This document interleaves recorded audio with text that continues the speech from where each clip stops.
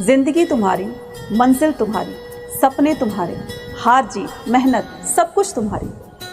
फिर दूसरों की बातों को सोचकर, सुनकर क्यों हार मान लेते हो? क्या इसी में आपकी समझदारी है?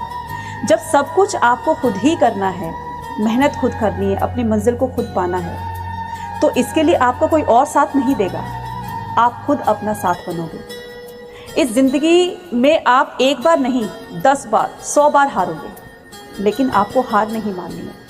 हर बार एक नई शुरुआत के साथ अपने आप को आगे बढ़ाते हुए ज़िंदगी में सफल होना है और उन लोगों को जवाब देना है जो तुम्हारी हार का इंतज़ार कर रहे होते हैं, है ना।